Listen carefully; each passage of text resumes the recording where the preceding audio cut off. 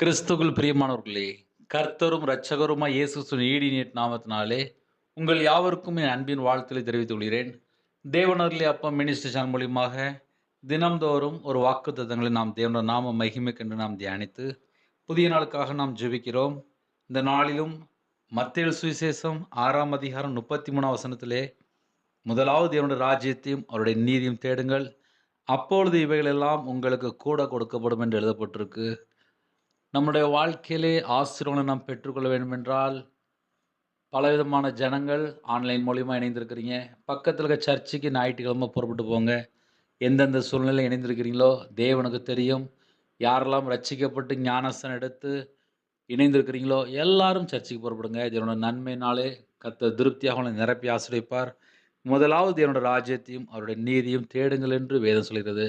அவருடைய சமூகத்தில் போய் காத்திருந்து தேவனுடைய ராஜ்யத்தையும் அவருடைய நீதியும் இந்த பூமிக்குரிய வாழ்க்கை அல்ல, மறுமைக்குரிய வாழ்க்கையை நாம் தேடும்போது நம்ம குடும்பத்தை இம்மைக்குரிய வாழ்க்கையில மறுமைக்குரிய வாழ்க்கையில எல்லா காரியத்திலும் கர்த்தர் கொடுத்து ஆசீர்வதிப்பார்.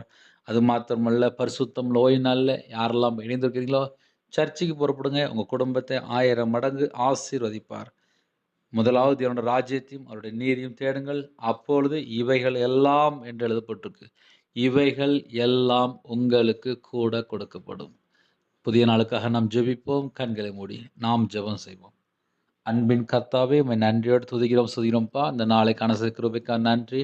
1000 மடங்கு உமக்கு நன்றி செலுத்தினோம். இணைந்திருக்கிற எல்லா குடும்பத்தையும் கர்த்தர் சந்தித்த கிருபைக்காக நன்றி. இந்த நாளிலும் உம்முடைய இரத்த கோட்டைகளை வேலடைத்து மூடி மறைத்து கர்த்தர் பாதுகாத்துங்க.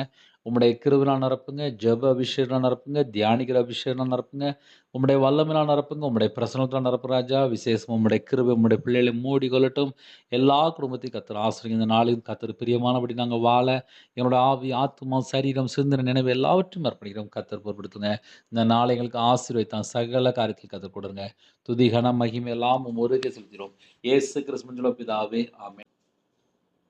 தேவனுக்கே மகிமுண்டதாக. கர்த்தர் தாமே உங்களை உங்கள் குடும்பத்தின் சகல காரியத்தையும் சம்பூர்ணமாக திருப்தியாக கர்த்தர் கொடுத்து ஆசீர்வதிப்பாராக. ஆமென். God bless you. Thanks for watching. Please subscribe our channel. Click the like and share. Click the bell. God bless you.